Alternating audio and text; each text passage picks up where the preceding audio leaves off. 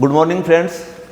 अपन ने जो पिछली क्लासें थी उसमें अपन ने जो 12th फिजिक्स का फर्स्ट चैप्टर किया था। आज अपन फर्स्ट चैप्टर से संबंधित जो प्रॉब्लम्स हैं, जो न्यूमेरिकल हैं, वो करने जा रहे हैं। तो पीछे जो अपने आंकिक क्वेश्चन हैं उसमें पहला जो क्वेश्चन है वो ये है कि वायु में एक दूसरे से 30 सेंटीमीटर दूरी पर रखे दो छोटे आवेशित गोलों पर क्रमशः 2 × 10⁻⁷ कूलाम और 3 × 10⁻⁷ कूलाम आवेश है, तो उसके मध्य क्या ज्ञात करना है? बल आपको ज्ञात करना है। मैं क्वेश्चन बोल रहा हूँ, आपकी आरबीएससी में आंकिक क्वेश्चन है पीछे, तो आप जब देखें वीडियो तो वो बुक खोल लेना साथ में, ताकि आपको क्वेश्चन समझ में आ जाए। तो ये जो पहला क्वेश्चन है वो क्वेश्चन सिंपल सा कूलाम जो नियम था उस कूलाम नियम पर आधारित है।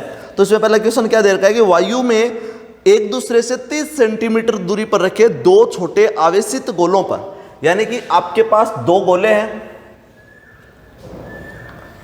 और इनके बीच की जो डिस्टेंस है वो कितने सेंटीमीटर है? 30 सेंटीमीटर डिस्टेंस है। आवेशित गोलों पर जो आवेश है वो है 2 × 10⁻⁷ कूलाम और 3 × 10⁻⁷ कूलाम।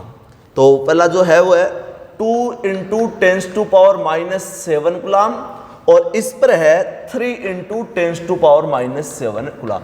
तो आपको ज्ञात करना है इन दोनों के बीच में लगने वाला बल क्या होगा, वो ज्ञात करना है। तो आपको पता है कि आपको आवेश दे रखा है दोनों गोलों पर, ये मैंने Q1 मान लिया, इसको मैंने Q2 मान लिया। Q1 Q2 की वैल्यू दे रखी है, R की वैल्यू आपको दे रखी है, R की वैल्यू आपको सेंटीमीटर में दे रखी है, तो इसको मीटर में लिख लो। तो R = 10⁻² मीटर, ये हो गया। अब अगर इसमें मैं देखूं तो आपके पास Q1 Q2 की वैल्यू दी हुई है, R की वैल्यू दी हुई है, बल ज्ञात करना है। तो सीधा सा सूत्र है F = KQ1 Q2/R²। सीधी वैल्यू फाइंड आउट करो, आप पुटअप करो। आपके पास K की वैल्यू पता है आपको कितनी होती है? 9 × 10⁹ ये वैल्यू होती है। K की वैल्यू है आपके पास, R की वैल्यू आपको दे रखी है 30 × 10⁻² मीटर और Q1 और Q2 की वैल्यू दे रखी है। और इसकी यूनिट आप जानते हो, जो अपन ने पिछला जो फर्स्ट वीडियो था उसमें अपन ने K की वैल्यू बताई थी। उस K की वैल्यू क्या आएगी? K की वैल्यू आपके पास हो जाएगी न्यूटन मीटर स्क्वायर पर कूलाम स्क्वायर। तो ये वैल्यू इसमें पुटअप कर देना। F = K की वैल्यू 9 × 10⁹ Q1 की वैल्यू कितनी है? 2 × 10⁻⁷ इंटू Q2 की वैल्यू कितनी है? 3 × 10⁻⁷ अपॉन R की वैल्यू कितनी है? R की वैल्यू है आपके पास 30 × 10⁻⁻²। इसको आप सोल्व कर लेना, आपके पास आंसर आ जाएगा। तो ये सीधा है कूलाम नियम पर, जो आपके पास कूलाम नियम का जो फॉर्मूला था K1 Q1 Q2/R², सीधा न्यूमेरिकल है इसमें। जो आपके पास दूसरा क्वेश्चन है, वो दूसरा क्वेश्चन क्या है? आपके पास दो धातु के गोले हैं और उस धातु के गोलों पर जो आवेश है वो 10 और 20, इसमें माइक्रो कटा हुआ है, नई बुक है उसमें तो माइक्रो आ गया होगा। जो पुरानी बुकें हैं आरबीएससी की, इसमें माइक्रो नहीं लिखा हुआ है, तो आप माइक्रो समझना इसको, है ना।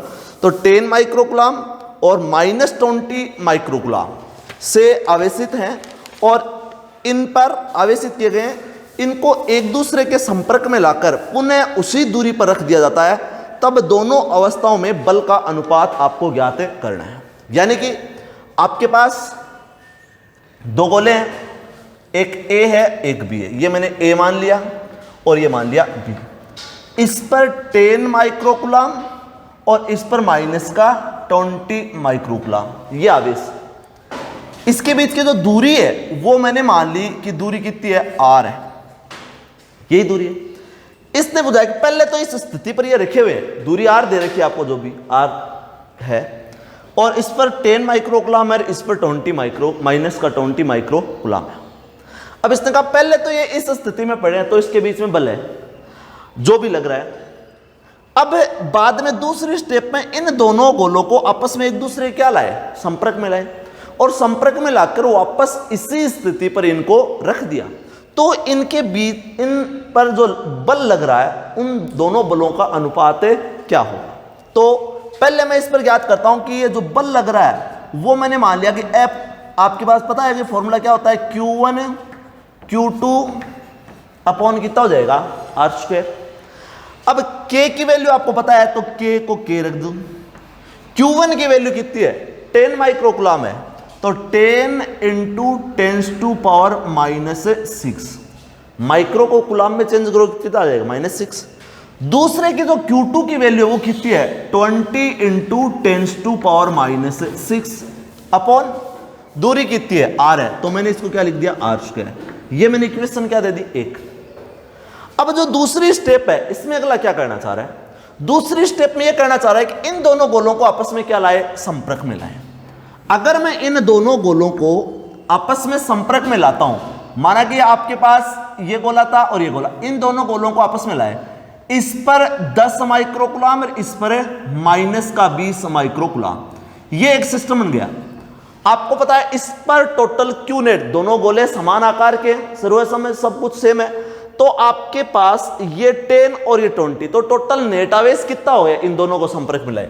आपको पता है कि क्यू नेट की वैल्यू कितनी होती है Q1 प्लस Q2।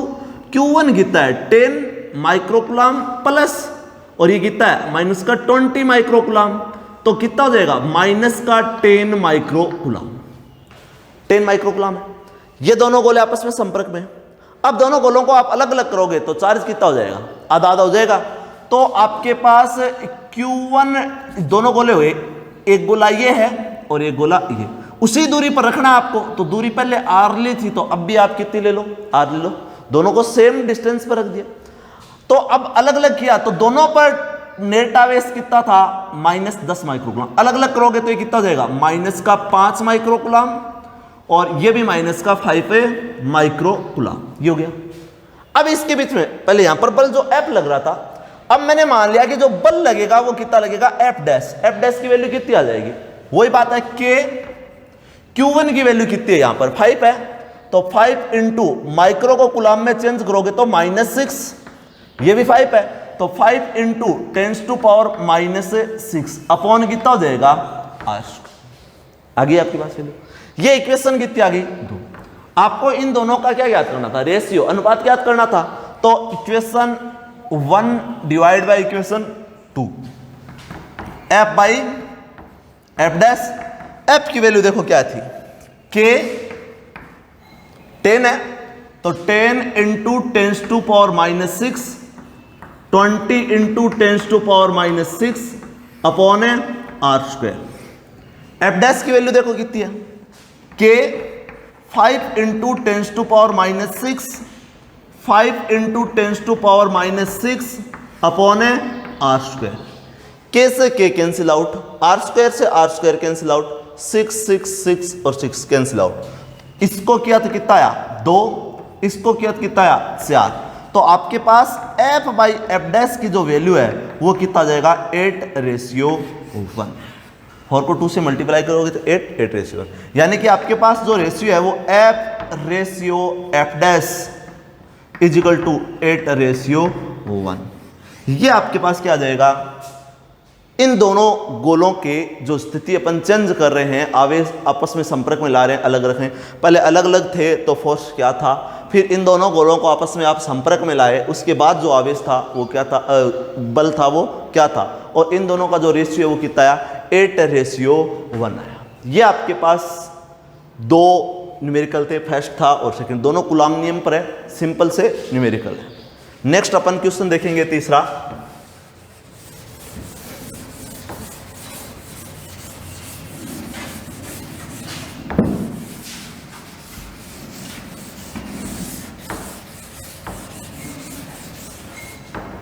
थर्ड जो क्वेश्चन है इसका, वो क्वेश्चन क्या है, थर्ड क्वेश्चन है आपके पास कि एक ए भुजा वाले समबाहु त्रिभुज के शीर्ष ए बी पर समान आवेश Q है। त्रिभुज के बिंदु C पर विद्युत क्षेत्र का आपको परिमाण ज्ञात करना है। तीसरा क्वेश्चन है, इसमें सिंपल सी बात दे रखी है, एक आपके पास समबाहु त्रिभुज दे रखा है, ये समबाहु त्रिभुज है।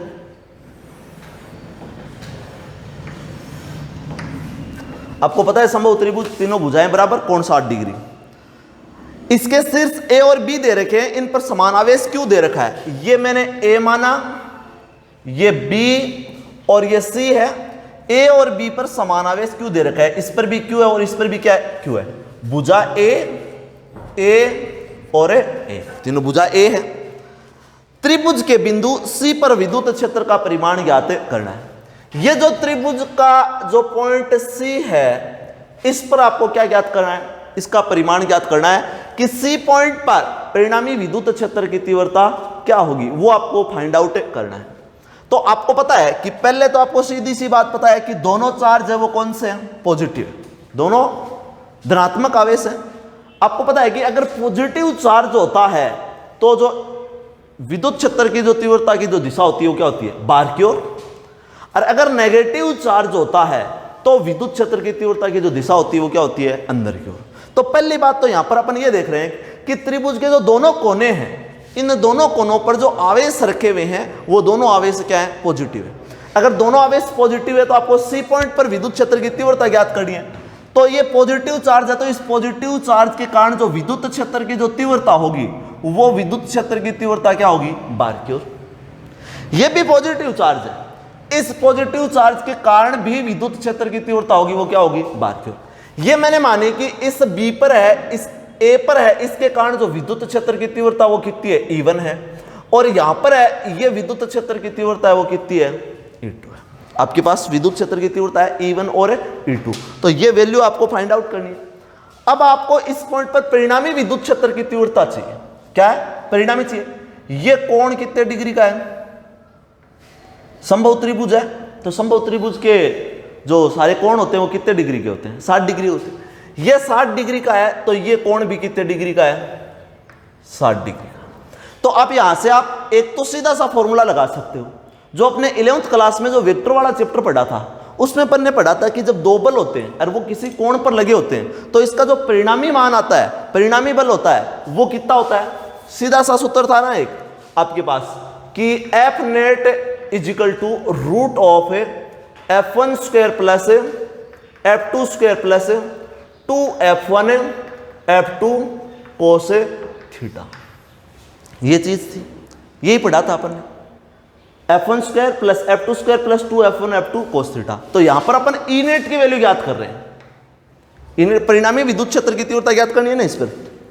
हाँ, परिणामी विद्युत क्षेत्र की तीव्रता ज्ञात करनी है, ई नेट की वैल्यू ज्ञात कर रहे हैं। तो आपके पास फॉर्मूला हो जाएगा E1 square plus E2 square plus 2E1 E2 cos theta. Theta की वैल्यू आपको कितनी दे रखी है? 60 डिग्री। या तो आप इससे कर सकते हो, या एक दूसरा मेथड और है जो सीधा कर सकते हो आप। आपको पता है ये कोण 60 डिग्री का है, तो इसकी जो मध्य स्थिति है, इससे जो ये कोण है वो कितने डिग्री का होगा? 30 का। और ये कोण भी कितने डिग्री का होगा? 30 डिग्री का। दोनों कोण कितने कितने डिग्री के? 30 डिग्री के। अगर ये कोण 30 डिग्री का है तो E2 अपनी ऊर्ध्वाधर स्थिति, ये जो स्थिति है, इससे कितने डिग्री कोण बना रहा है? 30 डिग्री का कोण बना रहा है। तो जो E2 आएगा वो इस स्थिति में इसके साथ, जिसके साथ कोण बन रहा है वो घटक किसका? कोस का। नहीं बन रहा है उसके साइन का। तो ये जो घटक है वो कितना हो जाएगा? ये जो घटक आ जाएगा वो आ जाएगा E2 कोस 30, और जो ये घटक होगा इसका वो कितना हो जाएगा? E2 sign 30। ऐसे ही आपके पास E1 है, इस स्थिति के साथ E1 भी कितने डिग्री का कोण बना रहा है? 30 डिग्री का कोण बना रहा है। 30 डिग्री का कोण बना रहा है, तो ये घटक है ऊपर की ओर, ये घटक कितना आ जाएगा? ये घटक आ जाएगा E1 कोस 30, और ये जो घटक है वो कितना आ जाएगा? E1 sign 30। आपको पता है कि जो विद्युत क्षेत्र की जो तीव्रता होती है वो किस पर डिपेंड करती है? कि Q अपॉन R स्क्वायर। वो डिपेंड करती है आवेश और दूरी पर। आवेश दोनों समान है, दूरी दोनों समान है, तो विद्युत क्षेत्र की तीव्रता E1 और E2 भी दोनों क्या होगी? समान होगी। अगर E1 और E2 दोनों समान है, आपको पता है देखो E1 और E2 दोनों समान है, साइन की वैल्यू समान है, तो ये जो दोनों जो घटक हैं, दोनों कंपोनेंट है, वो परिमाण में समान है और एक दूसरे के ऑपोजिट डायरेक्शन में है। तो ये दोनों एक दूसरे को क्या कर देंगे? कैंसिल आउट कर देंगे। तो ये तो खत्म हो गए। अब जो दोनों घटक बचे कोस के जो घटक हैं वो किस तरफ है, ऊपर की ओर है, तो ये दोनों घटक है वो क्या हो जाएंगे, आपस में जुड़ जाएंगे। तो आप दूसरे तरीके से ऐसे निकाल सकते हो, इसमें जो ई नेट की वैल्यू है वो कितनी आ जाएगी, E1 कोस 30 प्लस E2 कोस 30। आपको पता है E1 और E2 की वैल्यू दोनों क्या है, सेम है, क्योंकि मैंने बताया था कि Q अपॉन कितना होता है, R स्क्वायर होता है। K की वैल्यू तो कांस्टेंट है, Q दोनों पर सेम है, R भी दोनों पर क्या है, सेम, तो E1 और E2 की वैल्यू भी क्या होगी, सेम। तो मैं यहां पर पूछता हूं E1 और E2 दोनों क्या है, सेम है, E1 और E2 दोनों सेम है, तो E नेट की जो वैल्यू है वो कितनी आ जाएगी, E नेट की वैल्यू आ जाएगी 2E1 कोस 30। E1 की वैल्यू आपको पता है, E की वैल्यू कितनी है, E1 इजिकल टू क्या है, K Q अपॉन है R स्क्वायर, तो K आवेश कितना है Q, R की वैल्यू कितनी है, R की जगह आपके पास कितनी है, डिस्टेंस कितनी है, यहां से लेके ये दूरी कितनी है, A है, तो कितना हो जाएगा, E1 आ जाएगा K Q upon A square. तो E नेट की जो वैल्यू है वो कितनी आ गई आपके पास, 2, वैल्यू कितनी आएगी, K Q upon A square, और जो कोस 30 की वैल्यू होती है वो कितनी होती है, कोस 30 की वैल्यू होती है √3/2, 2 से 2 कैंसिल आउट, तो आपके पास जो ई नेट की वैल्यू आएगी वो कितनी आ जाएगी, √3 के क्यू अपॉन ए स्क्वायर। या तो आप इस मेथड से कर सकते हो। अब अगर यही वैल्यू इसमें आप पुटअप करो तो आपको पता ही है E1 और E2 की वैल्यू सेम है, अगर E1 और E2 की वैल्यू सेम है तो आपके पास कितना आएगा, E net is equal to root of E1 की जगह E1 स्क्वायर प्लस E1 और E2 दोनों बराबर है, तो मैं E2 की जगह E1 ही लिख रहा हूं, तो कितना हो जाएगा, E1 स्क्वायर प्लस 2, ये भी E1 और ये भी E1, तो कितना हो जाएगा 2E1 स्क्वायर और कोस। अब यहां पर ये दोनों कितने डिग्री पर लगे हुए थे, 60 डिग्री, तो इसमें कोस की वैल्यू कितनी आएगी, 60, तो कोस 60 याद आएगी वैल्यू।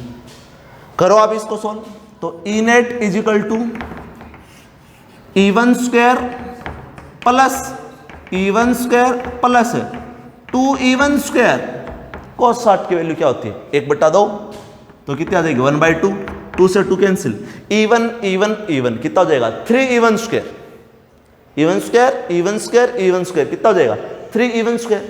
ये वैल्यू आपके पास 3E1 स्क्वायर होगी, तो आपके पास ई नेट क्या आया, E net is equal to root of 3E1 square, या इसको √3E1 लिख दो।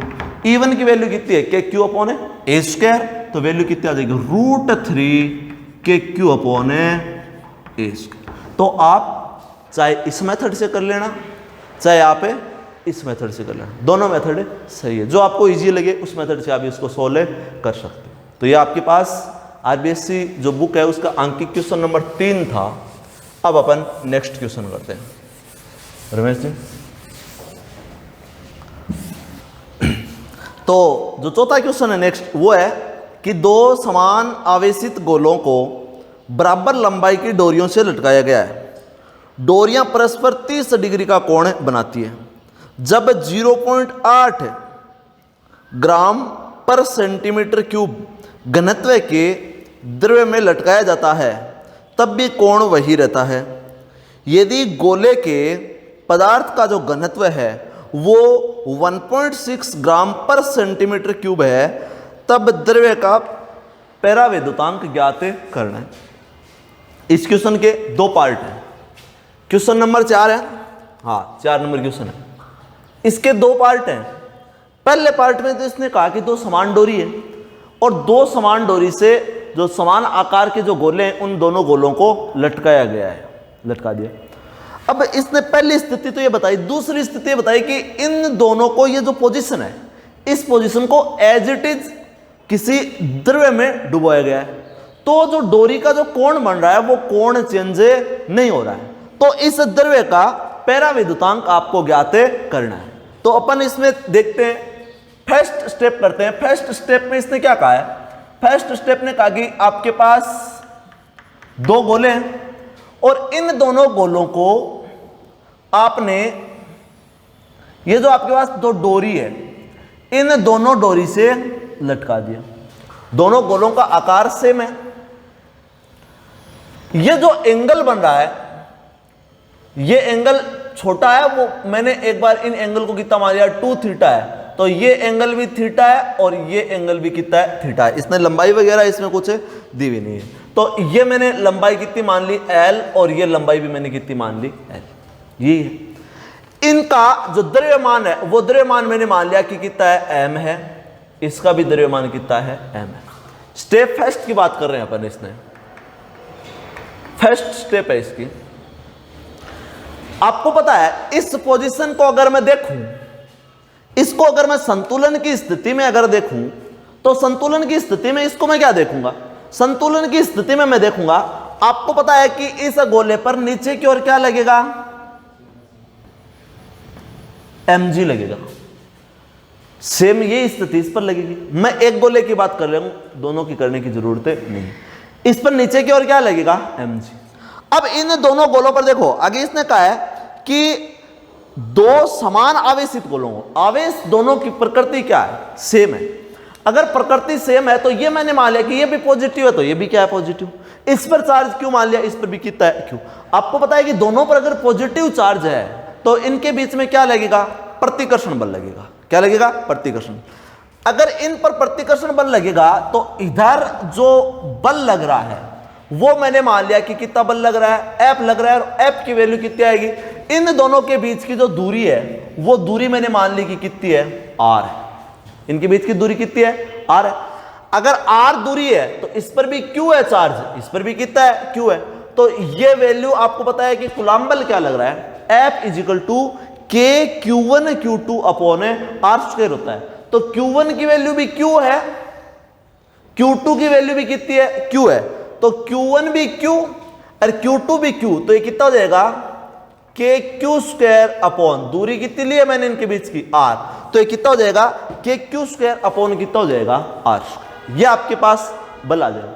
इसी बल के कारण अब देखो, अगर मैं ये डोरी है, इन दोनों डोरी को ऐसे लटकाता, यहां पर दोनों लटका दी तो डोरी ऐसे चिपकी हुई रहती, लेकिन इस गोले और इस गोले दोनों गोलों के बीच में क्या लग रहा है, प्रतिकर्षण। इसके कारण ये डोरी थोड़ी सी ऐसे क्या हो जाएगी, फैल जाएगी, क्योंकि प्रतिकर्षण के कारण गोले एक दूसरे से दूर जाएंगे। तो ये इस स्थिति में ये दोनों गोले क्या है, लटके हुए हैं। नीचे की ओर mg लग रहा है और इधर क्या लग रहा है, इन दोनों के बीच में प्रतिकर्षण बल ऐसे लग रहा है। इस गोले पर, ये गोले पर mg लग रहा है, ये कुछ बाहर है, इसके कारण इस डोरी में जो तनाव बल है वो तनाव बल मैंने मान लिया कि कितना है, T है। तनाव बल कितना है, T। अब आपको पता है कि अगर मैं इस स्थिति से लिया है, इस स्थिति से ये 2 थीटा था, तो 2 थीटा को एक बार छोड़ दो, ये थीटा और थीटा मानो ना, तो ये एंगल थीटा है। तो इसकी ऊर्ध्वाधर स्थिति के साथ ये कोण कितना होगा, ये कोण थीटा, तो देखो जेड बन रहा है, तो ये कोण थीटा, तो ये कोण भी कितना आएगा, थीटा। तो ये जो तनाव बल है, इस तनाव बल का जो ऊर्ध्वाधर स्थिति के साथ जो घटक था, ये जो ऊर्ध्वाधर स्थिति आई है, ये जो तनाव बल था, इस तनाव बल का इस ऊर्ध्वाधर स्थिति के साथ जो कोण था वो कोण कितना बन रहा है, थीटा। ये कोण थीटा बन रहा है, तो आपके पास ये घटक किसका आएगा बताओ, जिसके साथ एंगल बन रहा है, एंगल बन रहा है वो किसका होता है, कोस का होता है। तो ये घटक किसका आएगा, T कोस थीटा। और जो ये घटक है वो घटक किसका आएगा बताओ, T साइन थीटा। तो ये घटक T कोस थीटा और ये घटक कितना आ गया, T साइन थीटा। ये आ गया। अगर T कोस थीटा और T साइन थीटा आ गया, अब इसकी बात करूं मैं संतुलन की स्थिति में, तो संतुलन में क्या आएगा बताओ,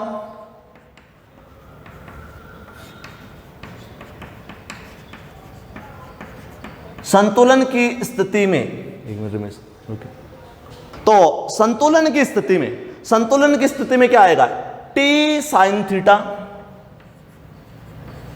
इजिकल टू, इसको बैलेंस ये कर रहे हैं तो आपके पास कितना जाएगा, K Q square upon are square. समीकरण आपके पास कितनी आ गई, 1।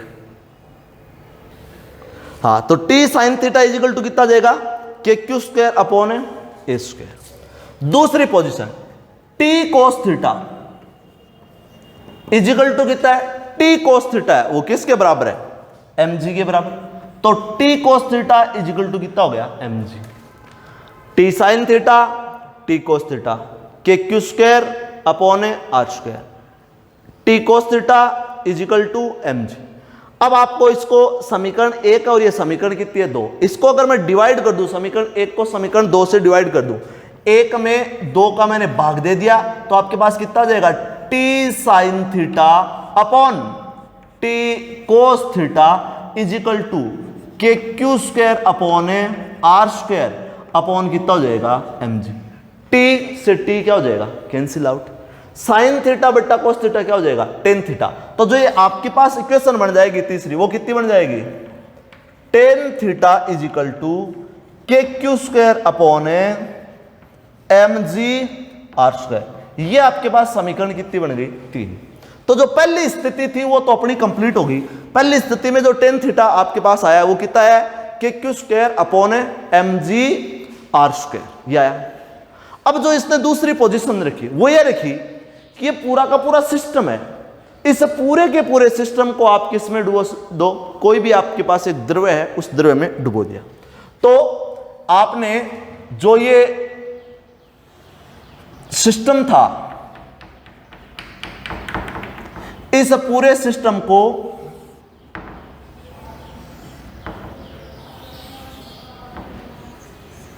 एक द्रव्य में डुबो दिया।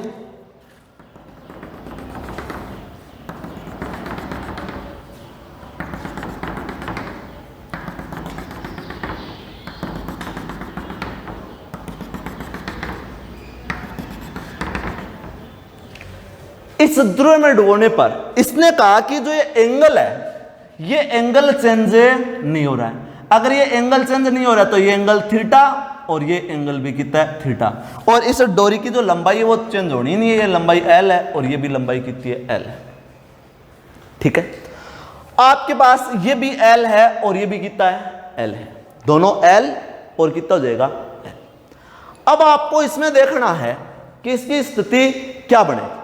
अब आपको पता है कि इस पर नीचे की ओर क्या लगेगा, नीचे की ओर लगेगा mg, ये लगेगा। जो इसके बीच में जो बल लग रहा था, पहले जो बल लग रहा था वो कितना था F इजिकल टू के क्यू स्क्वायर अपॉन कितना था आर स्क्वायर। ये किसके लिए था निर्वात के लिए था। किसके लिए था निर्वात के लिए। अगर निर्वात के लिए है तो मैं यहां पर जो k की वैल्यू रखूंगा, निर्वात के लिए k इजिकल टू कितना होता है 1 अपॉन 4 पाई एप्सिलॉन नॉट, यही होता है। अगर मैं इसमें वैल्यू रख दूं तो आपके पास जो टेन थीटा की जो वैल्यू है, इसको इक्वेशन मत देना, इसको दे देना, टेन थीटा की जो वैल्यू है वो कितना आ जाएगी 1 upon 4 pi epsilon naught Q square upon mg R square, इसको दे देना इक्वेशन थर्ड, क्योंकि निर्वात की पोजीशन थी। यहां पर मैं कोई मीडियम ले रहा हूं, तो यहां पर मीडियम ले रहा हूं तो आपके पास जो बल है वो आपको पता है कि कूलम्ब बल कितना लगेगा F इजिकल टू के Q square upon are square. ये एंगल चेंज नहीं हो रहा है तो इसके बीच की जो ये दूरी है वो दूरी भी चेंज नहीं हो रही है, दूरी कितनी है आ रही है।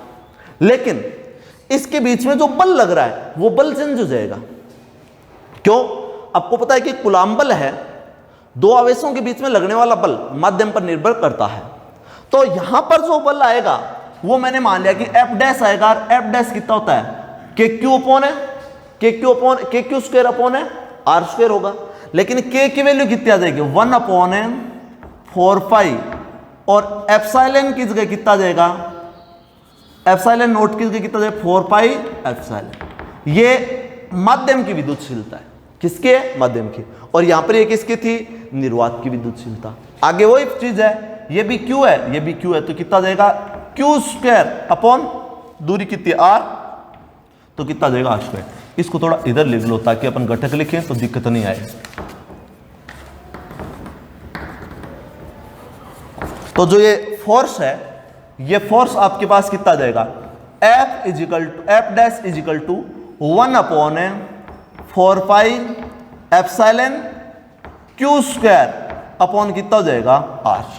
ये अब जो यहां पर पोजीशन थी, पहले यहां पर तनाव बल कितना लग रहा था T लग रहा था, कितना लग रहा था T। अब क्या यहां पर तनाव बल T लगेगा क्या? तनाव बल T नहीं लगेगा। क्यों नहीं लगेगा? अपन देखते हैं कि एक जो बाल्टी होती है उस बाल्टी को अपन ने पानी से भरा और इसको खींचा, जब वो हवा में है तो अपन को बहुत ज्यादा जोर आता है, तनाव बल क्या होता है ज्यादा।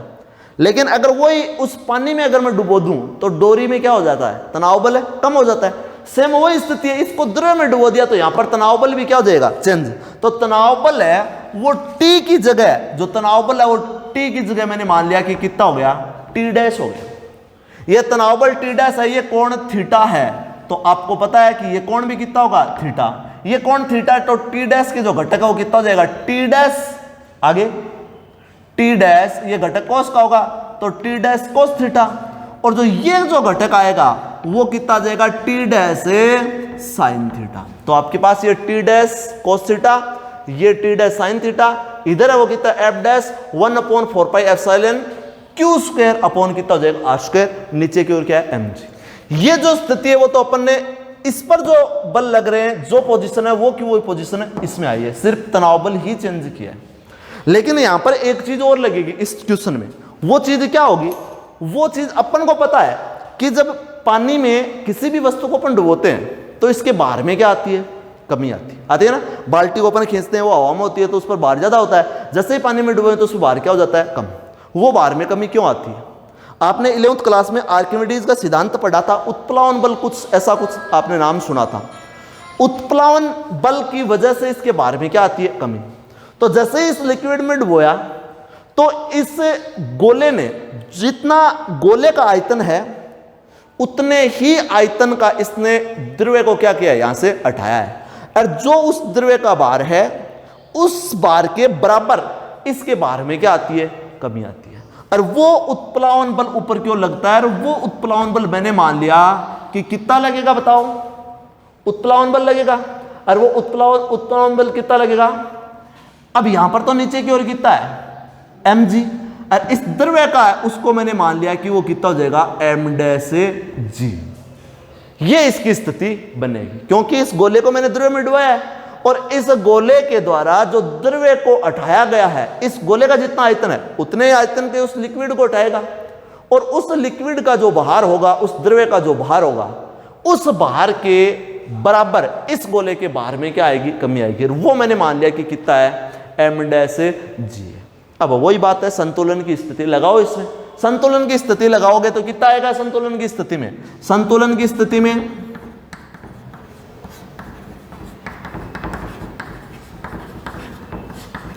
संतुलन की स्थिति में कितना आएगा, अब देखो टी डैश साइन थीटा है, T dash sine theta is equal to, sine balance कर रहा है इसको तो कितना है, 1/4 pi epsilon, 4 pi epsilon naught epsilon Q square upon कितना है, आर स्क्वायर। एप्सिलॉन को आप क्या लिख सकते हो, आपको पता है, एप्सिलॉन को आप लिख सकते हो एप्सिलॉन नॉट एप्सिलॉन आर। ये आपके पास क्या है, अपेक्षित विद्युत क्षमता। तो वैल्यू कितनी आ जाएगी, 1/4 pi epsilon naught epsilon R, आगे कितना है, Q square upon are square, यही वैल्यू।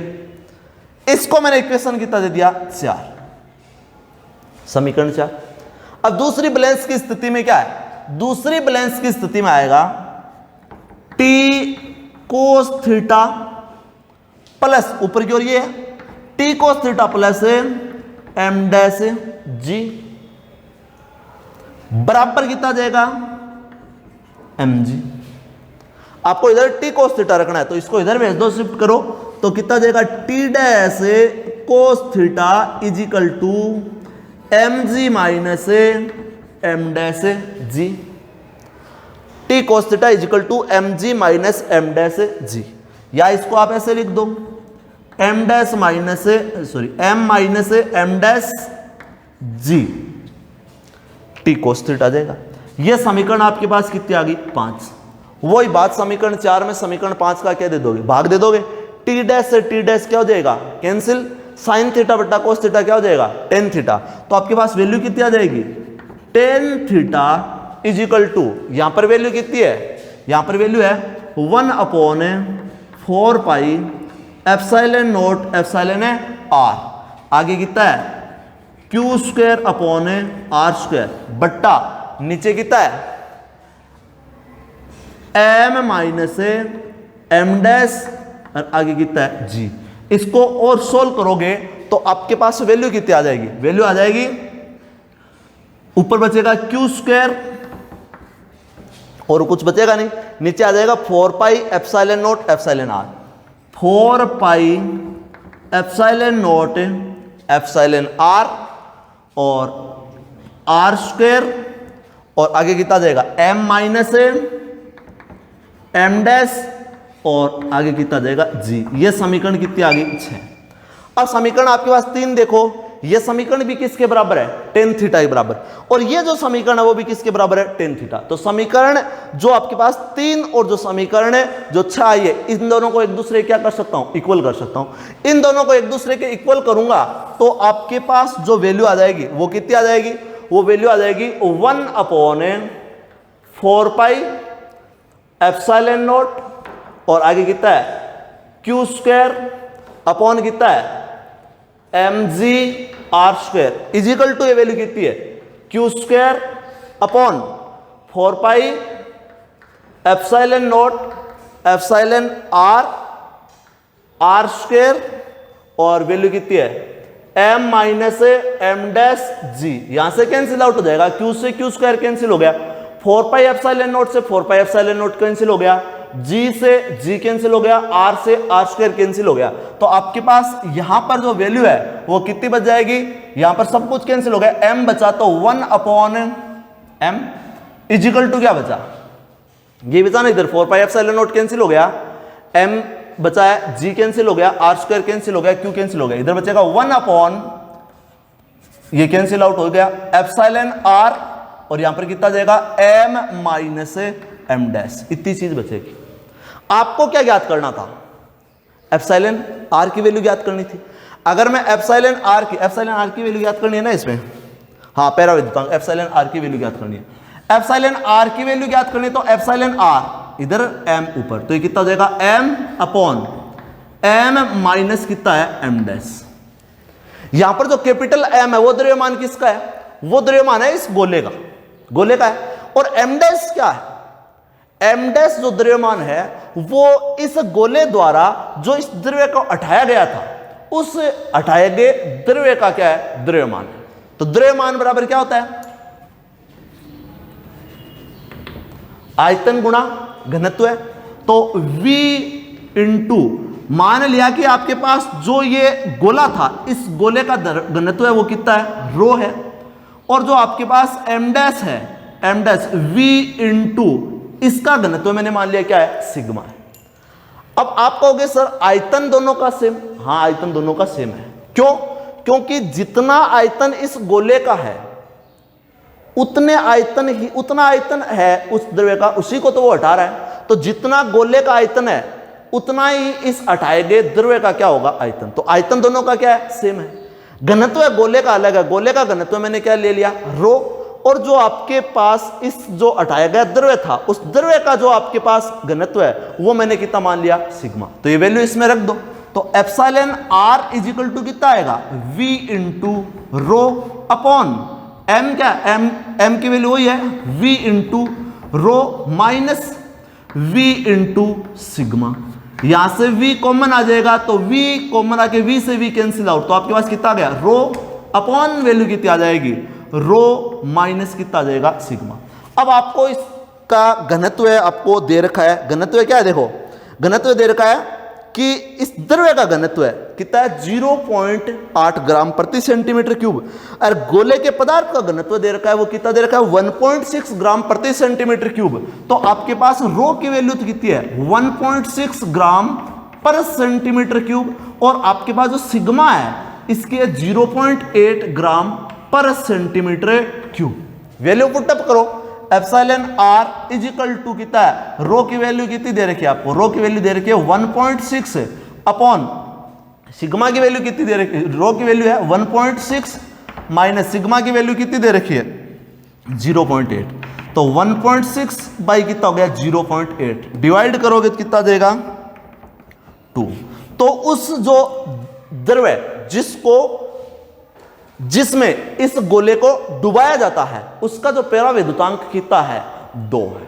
तो ये आपके पास डायरेक्टली आपको कई जगह पर ये सीधा फॉर्मूला दे रखा है, इस फॉर्मूले पर सीधा न्यूमेरिकल दे रखा है कि epsilon R is equal to ये होता है रो अपॉन, ये आपके पास एक शॉर्ट ट्रिक आ गई कि एप्सिलॉन आर किसी भी गोले को उस द्रव्य में आप डुबोते हो तो उसका पेरावैद्युतांक ज्ञात करता है, आपको घनत्व दिया हुआ है, तो ये आपके पास एक शॉर्ट ट्रिक है sigma upon rho minus sigma. यहां पर ध्यान रखना सिग्मा है जो घनत्व है वो किसका है, इस गोले का है, और जो आप रो जो घनत्व है वो इस गोले का है, और जो सिग्मा घनत्व है वो उसे द्रव्य का है जिसमें इस गोले को क्या किया जाता है, डुबोया जाता है। तो इसका अपने पास कितना आया था 2, और ये आपके पास शॉर्ट ट्रिक आ गई, ये सूत्र लगा सकते हो आप डायरेक्ट कंपटीशन एग्जाम के लिए, epsilon R is equal to rho upon rho minus sigma. तो आज की क्लास में अपन ने 4 न्यूमेरिकल किए हैं। नेक्स्ट जो क्लास होगी उस नेक्स्ट क्लास में अपन बाकी आगे के जो न्यूमेरिकल हैं वो भी करेंगे। तो आज की क्लास